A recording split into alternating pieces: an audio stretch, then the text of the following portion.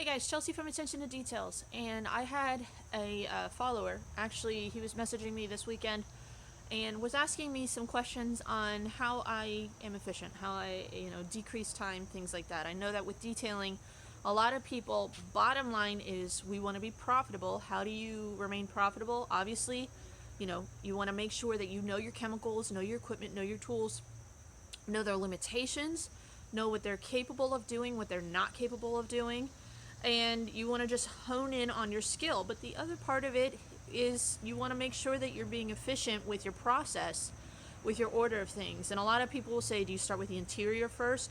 Do you start with the exterior first? What's your process? And it may change from situation to situation.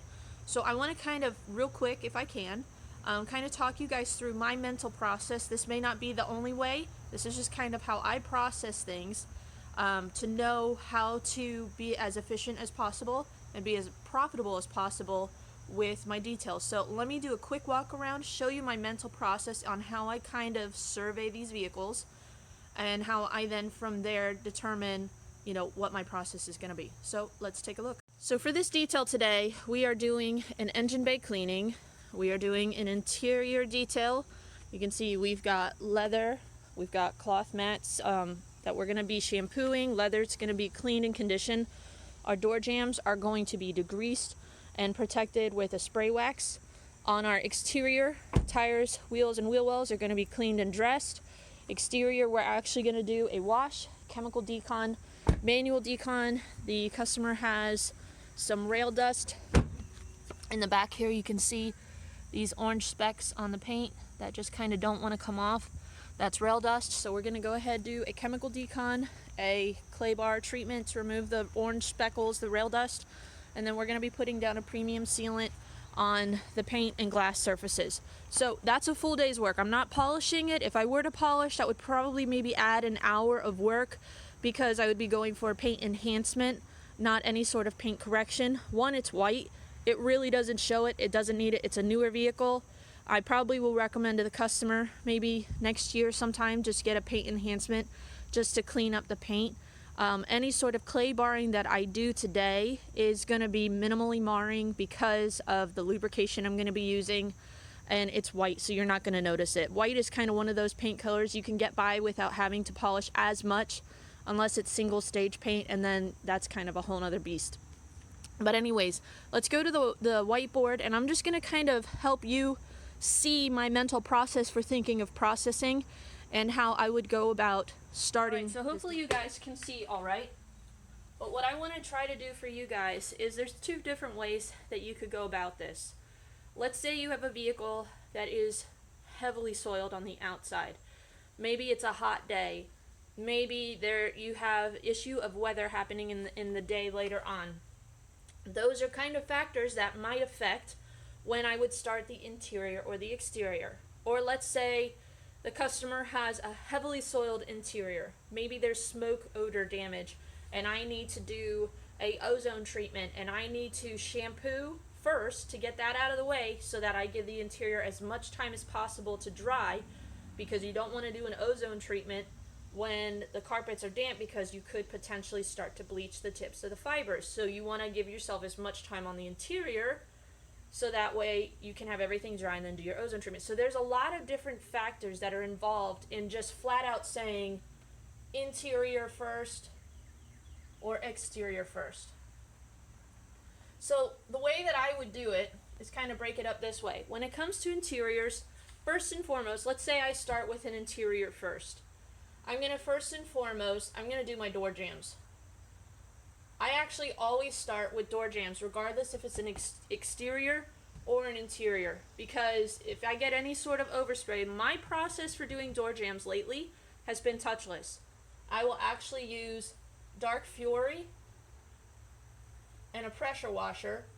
I will spray with Dark Fury, let it sit for about 5-10 seconds, hit it with the pressure washer, done. Move on to the next door jamb. There is minimal overspray, but there is some overspray that can occur. It doesn't damage the leather, it doesn't damage the carpets, it may get on some of the plastics, and if it does, have a towel nearby and mop it up. But this is a quick way to kind of start. So I always start with door jambs, get that out of the way. That way if I do any sort of interior work, I can mop up afterwards. If I'm doing just an exterior, I always still do door jambs, but you can just quickly mop up. And when you do your remaining wash and you rinse and then you go to dry your door jambs, that's when you have your spray wax and you just wipe down your door jambs. The spray wax is going to help encapsulate, lubricate if there's any sort of remaining film left behind, and it's going to put a layer of protection and gloss down for the customer, make easier maintenance for them. So door jambs are always first and foremost for me. Then from there, with an interior, what I'm going to do is I'm going to vacuum. When I vacuum, I'm using my drill brush. I'm also using my compressor, and I'm going to blow out all of my cracks, all my crevices, all of my nooks and crannies, all my cup holders. I'm actually going to also use a detail brush. While I'm vacuuming, use that detail brush to agitate my cup holders. Agitate anything that is loose, that is vacuumable. That way it makes my future stages faster, more efficient. I don't have to use as much microfiber to mop up things. If I can knock it free, vacuum it up. That's a great way to increase efficiency. So from there, we're doing our vacuuming. Next step, after we do our vacuuming, for me, I'm going to shampoo. Because whenever you're shampooing, and I always start from the front here and work my way to the back, which is different. When I vacuum, I actually start at the back and work my way to the front. The reason being is I'm using my compressor and I'm actually going to blow all the dirt forward as I'm vacuuming. But when I shampoo, because of any sort of overspray that might occur if I'm doing seats, and if let's say I start in the back and I then go to the front seat, and the front seat I have it reclined and it gets overspray on the seat behind me, then I could have the potential risk of wicking. So I start at the front and work my way to the back when it comes to shampooing. And then from there, because I've gotten door jambs, vacuuming, shampooing, next up I'm going to scrub all my plastics. Now that's your door trim, your door panels, your front dash, your any sort of plastics, any sort of vinyl. I'm using my compressor, typically an APC. I like Pink Perfection lately just because of its little sudsing action. It's a really fantastic cleaner. It doesn't stain plastics, doesn't dry it out. And I'm going to be using my detail brushes and lots of microfibers. Then once I get all of my plastics scrubbed, because as I'm scrubbing, I'm going to get stuff on my glass, I'm going to leave my glass for last. And the way I do it an initial scrub first, and then what I will do is when I'm completely done with the interior as well as the exterior, I follow up lastly doing my glass on the outside as well as inside, fine-tuning. So I do an initial scrub, and then at the end, let's just say post-cleaning. So if I were to start with the interior, this would be my process. Then from there, I would shift over to my exterior. But if I were to start with my exterior first, again, I'm always starting with door jambs. Then from there, I'm going to do my tires, wheels, wheel wells, and then I'm also going to do my engine bay. Typically, I'm using the same cleaner for both of these. It's either something like ADG F-Bomb, Superior Products Dark Fury, McKee's 37, either their engine degreaser or their tire and rubber rejuvenator, foaming cleaner, something that's of a degreasing capability. I'm going to be using that. And typically for an engine bay, again, I will use Dark Fury or Rage. Forgive my handwriting, I write like a doctor. And I'm also just pressure washing it. I'm doing a touchless cleaning. Maybe at maximum I'm taking my wheel brush, going over the top surfaces of things to knock things off, rinsing it off, blow drying it. This may take me 5 minutes max, but it's a quick way to add value to a detail and safely do it. You're not damaging any electronics, batteries, spark plugs, things like that. You don't have to get aggressive wheel brushes in there and potentially pulling up clamps, hoses, things like that. It's a great way to just get that done first and foremost. So tires, wheels, and wheel wells, get those out of the way. Engine bay, Dark Fury, pressure wash. Then from there, we're going to do our rinse, high pressure. And then from there, we're going to do our foaming pre-soak. And that could be anywhere from Road Warrior, from Superior Products, with Dark Fury. Or I could do ADG F-Bomb. Or I could do something like Ethos Foam Party, if it is already a ceramic coated vehicle and I'm wanting to not, damage the coating or the sealant or protection. This is a very coating friendly soap that's going to go after it, or even something like Film Buster. All of these are fantastic at removing road film. These two are great at going after it but not damaging coating. Same with ADG F-Bomb if you dilute it properly. Dark Fury, definitely don't recommend that on a ceramic coated vehicle. If you're doing kind of a strip wash, these are your two that you want to go with. So do your foaming pre-soak, then do a second high pressure rinse. Then from there, you're going to do your contact wash. And this is where you can really use any soap of the day. You can use Nanoskin Bubble Bath, Meguiar's Gold Class, McKee's 37 Coating Prep Auto Wash, Extreme Foam Formula. I mean, this is where you really just need foam and lubrication when you're doing your contact wash. Then let's say you're going to be doing any sort of chemical decon. A lot of people will do their chemical decon here. Some will say you want to do it on a cleaned vehicle. Really, I think that's up to your preference. If it's a very dirty vehicle, you might want to do it after your contact wash. But if it's lightly soiled, you could do your chemical decon after your initial rinse, or even before if it's just lightly soiled. So you could do that here, or you could do that here. Or you could do it after your contact wash. Really, it doesn't matter. Just get into a routine, and sometimes you just have to use common sense to know when to do it on what vehicle and what condition it is in.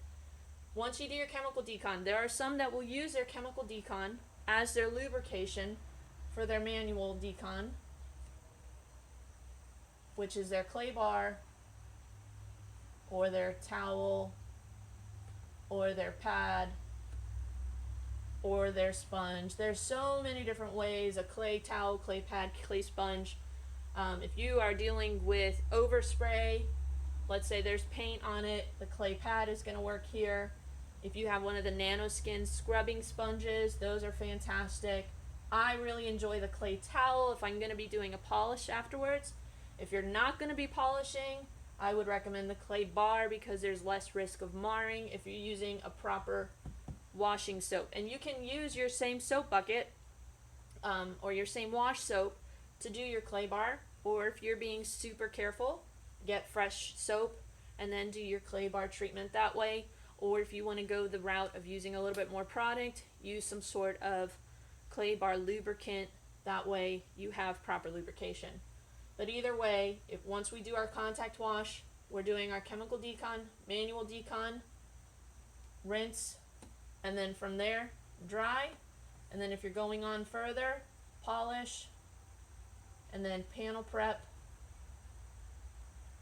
and then protection. Whether that be wax, sealant, ceramic coating, or whatnot. So this is kind of how I would process any of my details. And if you're doing exterior first, then going to interior, obviously, like I said, door jambs are always kind of first for me. And then from there, you can always do your chemical decon, your rinse, dry, do your interior if you're going to be polishing, because if you are going to be vacuuming, there's potential risk that the hose could drag across the back paint, and you might not want to have a freshly polished ceramic coated vehicle. So what I would do is, if you're doing any sort of polishing work with an interior, I would do this first, then my interior, then my polish, panel prep, and coating. That's just kind of how I would flow it. So I didn't want to necessarily make this a 20-minute long video, but I hope this helps some of you guys. This is my process. This does not mean this is the only way to do this, but this is my process of how I kind of think things through. And it is helpful sometimes to have a checklist. Sometimes you can laminate it and just check by check until you get into a routine and being able to mentally process the priorities that you need to do. But obviously, be flexible. It doesn't have to be rigid. Not every detail is going to require the same level of effort, or some may be a lot dirtier than necessary, and you need to allocate your time accordingly. Let's say you have to do a lot more shampooing work, and you don't want the carpets and seats saturated when the the customer comes to pick it up. You want to maybe get your shampooing done after the fact, and then run the heat on the interior or some sort of fan blower to try to dry it off. Because I've actually had some customers recently who called and said, oh, I had a detailer, the seats were completely soaked, I was unhappy with that, what would your process be? And something as simple as running the heat on the interior or fan blower can make a huge difference, but a lot of that has to do with your process and the order in which you do things. If seats are heavily soiled, maybe do interior first. That way you get that out of the way, gives it better opportunity for it to dry. If you're working in the winter time when it's colder, you might want to do your interiors first, regardless of what your process is, so that way you give your interior as much time to dry as possible, because if the interior is wet and the customer picks it up, maybe it warms up the next day, then they've got condensation on the inside of their glass, they've got water running down the inside, and they've got a mildew smell that can be present. So that's where you just have to kind of think through weather, think through the amount of effort that's going to be required, and think through, the customer and how, everything that needs to be done. So there's not one size fits all, but think through your process. Hopefully this helps a little bit of you guys. This is my process and what works for me.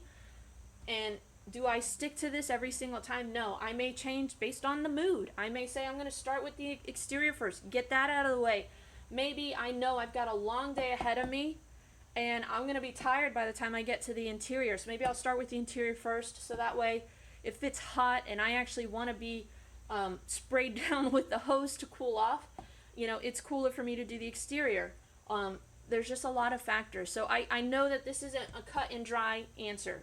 I'm just trying to help you guys think through, and I want you guys to, just write it down, think through every detail, maybe have a whiteboard, think through your process, try to become as efficient as possible, but like I said in the beginning, know your chemicals, know your equipment, know your tools, their limitations, their capabilities, and from there, hone down on your process, and that will definitely help you become more profitable and more efficient and get you done and back to your family or your life as soon as possible. So thanks for watching. I hope this helps some of you guys. Make sure you like the video if it's helpful. If you have any questions, I do ask that you guys, I know a lot of you have been texting me on my personal cell phone number, or you've been messaging me on Facebook Messenger. Feel free to comment within the YouTube comments, so that way other people can kind of see the dialogue and they can learn from the questions as well.